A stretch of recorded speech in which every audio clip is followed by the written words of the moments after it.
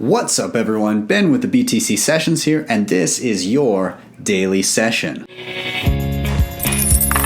Hodl that Bitcoin. Now, before we dive into the news, just a quick reminder, please do head over and check out my website. I've got a lot of stuff up there, but this is where you can reach out to me personally and book your own BTC session via the contact form at the bottom. And you can ask me about Bitcoin, creating wallets, proper security, really anything you're looking to do, I'm here to help you out. Also, feel free to check out my Teespring. I've got lots of swag and other crap for you to get with my face on it or a Your Altcoin Sucks shirt. So that is stuff that you can do. Without further ado, let's dive into the news. First up, in 2018, $1.7 billion in cryptocurrency was stolen. Now, this comes from a couple of different sources. 950 million of that was actually taken from exchanges and wallet providers, just hacked, and a further $725 million that was inside jobs. So that would be things like ICOs that were just fraudulent, exit scams, staged exchange hacks where they weren't actually hacked, but somebody on the inside stole the funds, and just downright Ponzi schemes. So what's the lesson to be learned here? Oh my God, get control of your private keys. If you don't know how to, then start to learn. I've got tons of free material on here. Get yourself a Trezor, get yourself a Ledger, get yourself something, and get a hold of your private keys and take care of your own security, because when you trust other people, this is what happens.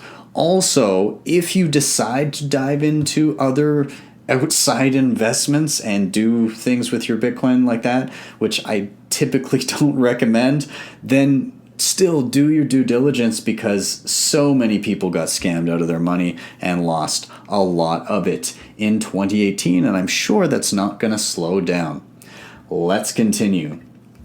There is an Ethereum-based wrapped token that is backed by Bitcoin. It just launched. It is called Wrapped BTC or Wrapped Bitcoin, and essentially it is a token on the Ethereum network that is pegged to Bitcoin. Who is behind this? BitGo and Kyber Network. They created this token. It was actually announced back in October of last year, but it just launched today. Now, what do I think about this? I think it is so dumb. The appeal of something like Bitcoin, or really any cryptocurrency, is that you are holding it. It's trustless. You know you're holding it because it's digital. You have the digital asset in your digital wallet, and you can check the blockchain to ensure that it's there. Adding a token that's pegged to an already digital asset is just a needless introduction of further trust that you need to have in a particular entity. Now, it does say in the article here that you'll be able to refer to the on-chain Bitcoin that is held there, but I mean, what happens if they have bad security practices and that Bitcoin gets siphoned off? You're holding a useless token. It's not Bitcoin. This is the equivalent of buying a gold certificate. Sure, at first, those certificates may have represented an individual bar of gold, but nowadays, for an individual bar of gold, how many certificates do you have? 10? I don't even know. It's ridiculous. So I don't see Bitcoiners actually using this. I just see maybe people that are super into Ethereum thinking, oh, now we have Bitcoin on Ethereum, so we don't need real Bitcoin. You do. Moving on. The NEM Foundation, which was formerly a top 5 cryptocurrency, I think it got up to the number 4 or 3 spot at one point on CoinMarketCap. Anyways, the NEM Foundation is nearly broke, and they're planning layoffs and a pivot. So they're going to be planning layoffs across their entire 150-person staff in the wake of severe budget cuts ahead of an imminent restructuring. Saddest part about this is we may never know what NEM does. Moving on.